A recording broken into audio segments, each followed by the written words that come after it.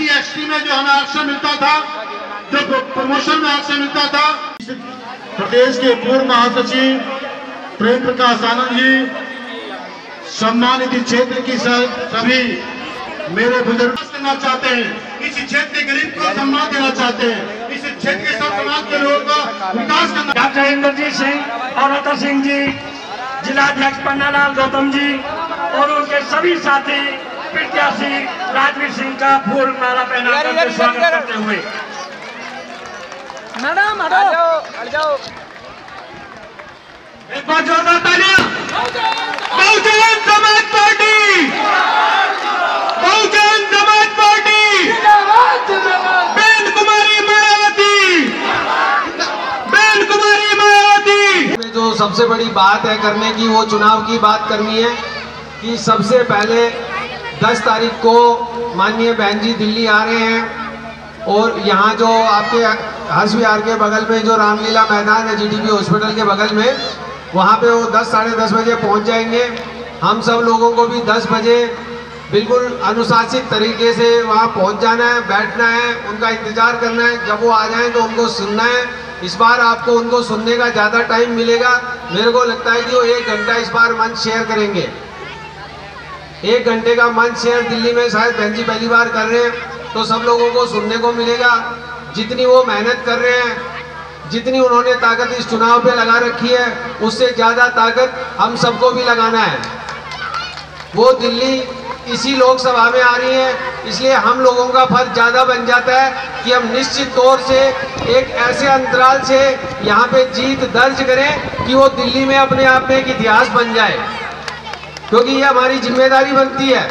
जब वो यहाँ आ रही हैं तो ये हमारी जिम्मेदारी बनती है कि उनके आने के और वापस जाने के बाद कम से कम ये एहसास करा सकें, लोगों को भी एहसास करा सकें कि जहाँ पे बहन जी के कदम आएंगे वहाँ पे जीत का अंतराल खत्म हो जाता है, वो लाखों में भी जा सकता है। हमें इस बात का पूरा ध्यान रखना है। जितने लोग बैठे हैं वो मेरे को मालूम है कि मेरे समाज के हैं, बहुजन समाज पार्टी के मानने वाले हैं, चाहने वाले हैं। वो अपना वोट, एक एक वोट बहुजन समाज पार्टी को देंगे, लेकिन इसके साथ साथ एक एक वोट दूसरे लोगों से भी दिलाना है जो वोट हमारा नहीं है। मैं भी पूरी मेहनत कर रहा हूँ, पूरे समाज में जा रहे हैं। इस बार बहुजन समाज पार्टी के इतिहास में ऐसा कोई भी समाज, कोई भी जाति, कोई भी धर्म ऐसा नहीं बचेगा इस लोकसभा में जिसका वोट बहुजन समाज पार्टी को नहीं जाएगा। एक एक आदमी का वोट, एक एक परिवार का वोट, एक एक समाज का वोट इस बार निश्चित तौर से यहाँ से बहुजन समाज पार्टी को मिलेगा। ये मैं आपसे वादा करता हूँ। एक एक आदमी वोट देने जा रहा है। हमारे जो भी पुराने कार्यकर्ता हैं, जो नए कार्यकर्ता हैं, जो कार्यकर्ता नहीं है, जो बहुजन समाज पार्टी को मानने वाले हैं, उन सब की हमारी जिम्मेदारी बनती है कि इस बार इस मेले में हम 1 नंबर पे आए, इस दिल्ली में 1 नंबर पे आए, देश में 1 नंबर पे आए। निश्चित तौर से अगर हम लोग जितने जुड़े हुए हैं और जितनी शांति से आप बात सुन रहे हैं, आप यकीन मानना कि बहन जी को प्रधानमंत्री बनने से इस बार कोई नहीं रोक सकता। निश्चित तौर से इस बार बहन जी प्रधानमंत्री बनेंगी। आप लोग अपना ख्याल रखिएगा, अपने अड़ोसी पड़ोसी का ख्याल रखिएगा। सबसे पहले सुबह 10 बजे से पहले 10 तारीख को आपको रामलीला मैदान पहुंचना है। 12 तारीख को 8 बजे से पहले अपने घर से निकल के लाइन में लगना है और 11:30 से पहले हमारे सारे वोट जो है वो पोल हो जाने चाहिए। हो सकता है कि पोलिंग में हमारे 8 आदमी की बजाय आपको 2 ही मिले, इसलिए वो आपकी जिम्मेदारी है कि आप अपना वोट ठीक से देखें, ठीक से अपना वोट डालें और तब तक वहां से नहीं हटे जब तक आपको ये यकीन नहीं हो जाए कि आपका वोट हाथी वाले बटन पे गया। वीवीपैट मशीनें जो लगी हैं वो भी माननीय बहन जी ने ही केस करा था सुप्रीम कोर्ट में। उन्हीं के केस की वजह से हमारे को वीवीपैट मशीन मिली है, जिसमें हमारे पास एक सुविधा है कि हमारा जब बटन दबेगा तो एक पर्ची निकल के आएगी, वो आपको मिलेगी नहीं, लेकिन देखने को मिलेगी कि आपका वोट हाथी पे गया कि नहीं गया। ये श्रेय भी सिर्फ बहुजन समाज पार्टी को ही जाता है। बहुजन समाज पार्टी की ताकत थी कि बार बार इस केस को सुप्रीम कोर्ट में रखे और जो हमारी मशीनें थी, वोटिंग मशीन, उसको वीवीपैट में कन्वर्ट करवाया। समाजवादी पार्टी का और RLD का दोनों का ही गठबंधन हमारे साथ यहाँ हो गया। वहाँ पे भी हम महागठबंधन का हिस्सा हैं और यहाँ पे भी महागठबंधन का हिस्सा। निश्चित तौर से हमारे को यहाँ पे गठबंधन से और महागठबंधन से बहुत फायदा हुआ। दिल्ली में किसकी हवा चल रही है? हवा किसकी चल रही है दिल्ली में? दिल्ली में सिर्फ बहुजन समाज पार्टी की हवा चल रही है और किसी की नहीं चल रही। कितनी वोटों से जीता? हम इस बार इतने वोटों से यहाँ जीत दर्ज करेंगे, जैसे मैंने कहा कि इस बार बहुजन समाज पार्टी यहाँ पे ऐतिहासिक जीत दर्ज करेगी। आपने कहा कि कपड़े पहनने सिखा दिए आम आदमी पार्टी ने दूसरी पार्टी को, खुद तो पहनते नहीं, कैसे देखते हैं? वो इसलिए कि केजरीवाल जी नाटक करते हैं, ठीक है, फटा हुआ शर्ट पहनते हैं, फटी हुई पैंट पहनते हैं और चप्पल पहनते हैं और घर में अंदर अपने जो है वो ब्रांडेड शूज पहनते हैं। वो लोगों को सफ़ेद कपड़े पहना के लोगों को बेवकूफ़ बनाते हैं। किसी भी समाज की, किसी भी धर्म की वो हिस्सेदारी नहीं चाहते हैं। सर, आज जो है मनोज तिवारी ने हर मंच पर कहा कि बीएसपी का भी प्रत्याशी है, तो ये क्या संकेत देते हैं? वो बौखला गए हैं, उनको मालूम चल गया है क्योंकि वो सत्ता में हैं।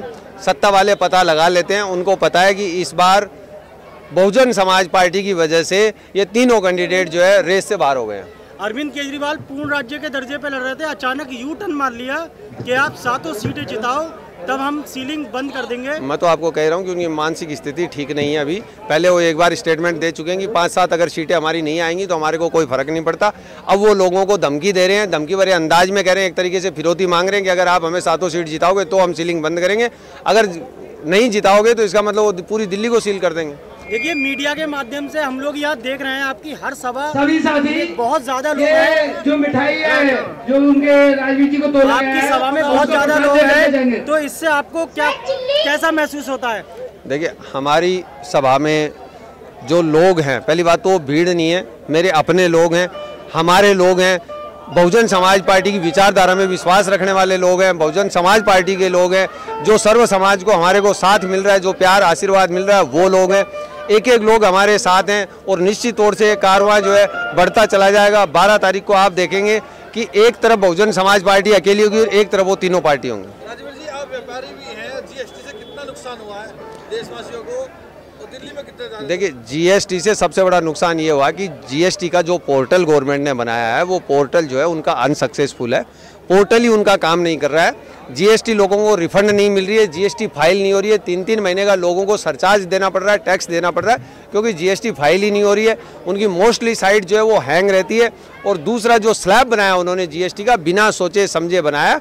जीएसटी का स्लैब जो 18 और 28% है, देश की जनता के पास इतना पैसा नहीं है कि वो 18 और 28% उन चीज़ों पर टैक्स देश के जो लग्जरी में आती नहीं है, रोज़मर्रा की जो चीज़ें हैं। हिंदुस्तान में ज़्यादातर जो लोग हैं वो रोज़मर्रा कमा के और खाने वाले लोग हैं, वो 28% या 18% टैक्स देंगे और 100 रुपये की चीज़ को 150 रुपये में खरीदने में समर्थ नहीं है। हम कल कोंडली गांव गए थे, वहाँ पे हमने जनता की राय पूछी, वहाँ पे बताया कि अभी तक कोई भी प्रत्याशी, चारों प्रत्याशी में से नहीं पहुँचा है, लेकिन फिर भी हम बीएसपी को ही वोट करेंगे। ये आपका जो एक फैक्ट वोट है, तो उसके लिए आप क्या कहना चाहेंगे उनका? नहीं, पहली बात तो है कि कोंडली में बहुजन समाज पार्टी की 2 जनसभा हो चुकी हैं। बहुजन समाज पार्टी की एक कैडर सभा हो चुकी है और एक जनसभा हो चुकी है, 2 सभा हमारी हो चुकी है। हम पहुँच रहे हैं उनके पास। मनोज तिवारी जी जाएंगे नहीं क्योंकि उनको पता है जाएंगे तो उनको लोग जूतों की माला तक पहना सकते हैं, ये स्थिति हो रखी है। शीला जी और वो दोनों जो है अपने आप को हार मान चुके हैं, इसलिए वो बड़ी बड़ी जगह में जा रहे हैं जहाँ पे उनका कोर वोटर है, जहाँ पे उनके वो 5 लोग रहते हैं पैसे वाले, सिर्फ वो उनके पास जा रहे हैं। आपकी सरकार आती है तो सीलिंग के लिए क्या करेंगे? हमारी सरकार आती है तो सबसे पहले जो रोजमर्रा की चीज़ें हैं, जो मूलभूत सुविधाएं हैं, उन पे ध्यान देगी। और निश्चित तौर से मूलभूत सुविधाओं में मेरी समझ में बहुजन समाज पार्टी के जो फंडामेंटल है उसमें सबसे पहले रोजगार आता है। रोजगार का अगर नाम आया तो सीलिंग के लिए हम निश्चित तौर से लड़ेंगे, उसका विरोध करेंगे। जहां तक हमारे से होगा उतना जल्दी इस सीलिंग को रोका जाएगा जो गैर तरीके से हो रही है, गैर कानूनी तरीके से हो। सीलिंग अगर कानूनी तरीके से, अगर सुप्रीम कोर्ट की जो मॉनिटरिंग कमेटी है अगर वो करे तो उसको हर व्यापारी मानने को तैयार है। लेकिन जो गैर कानूनी तरीके से कर रहे हैं, बिना पढ़े लिखे कर रहे हैं, कमरों में बैठ के कर रहे हैं, वो गलत कर रहे हैं। जो सीलिंग है दिल्ली में, असल में वो सीलिंग है रोड साइड जो कब्जे हैं उनके लिए, कि ट्रैफिक को स्मूथ करने के लिए, कि ताकि पोल्यूशन घटे, ना कि आप किसी के दुकान को बंद कर दें, किसी की फैक्ट्री को बंद कर दें, किसी के मकान को सील कर दें। लखनऊ कब जा रहे हैं? जितना जल्दी आदेश होगा तभी चले जाएंगे। राजवीर सिंह जी के साथ कितना बड़ा जन समर्थन उनको मिल रहा है, और इस क्षेत्र की जनता बहुजन समाज पार्टी के प्रत्याशी माननीय राजवीर सिंह को जिताने का काम कर रही हैं। और ये नई जनसभा नहीं है, इससे अलग भी बड़ी बड़ी जनसभा हो रही हैं। और निश्चित रूप से संदेश जा रहा है कि कहीं भी फूल वाला हमारे सामने नहीं टिक रहा, कहीं हमारे पास झाड़ू वाला नहीं रुक रहा। और शीला दीक्षित की तीनों की जमानत जब्त कर हाथी निश्चित तौर से इस देश की संसद में चिगाड़ने के लिए तैयार हो चुका है। और हाथी जब जाएगा, हमारा हाथी कौन होगा? राजवीर सिंह जी हाथी होंगे। और संसद में हाथी की आवाज़ को किसकी आवाज़ आएगी? जय भीम की चिंगाड़ देने का काम करेगा। तो आपसे मैं कहना चाहता हूँ, सुनिश्चित निश्चित हो सके हैं कि यहाँ से 100% क्या 1000% यहाँ से राजवीर सिंह जी सांसद बन गए हैं। इन तीनों प्रत्याशियों की जमात करने के लिए बहुजन समाज पार्टी के समर्थक कार्यकर्ताओं और हमारे नेता पूरी जोर शोर से लगे हैं। और निश्चित तौर से आने वाला भविष्य केवल माननीय बहन कुमावती जी देश की प्रधानमंत्री बनने जा रही हैं। और ये निश्चित हो चुका है, जब पूर्व निकलेगा तो निश्चित तौर से उत्तरी पूर्वी से निकलेगा। और जब उत्तरी पूर्वी से निकलेगा, सबसे पहले सीट जो आएगी दिल्ली में वो राजवीर सिंह की आने का आएगी। और यहाँ से सांसद भी राजवीर सिंह बनने जा रहे हैं।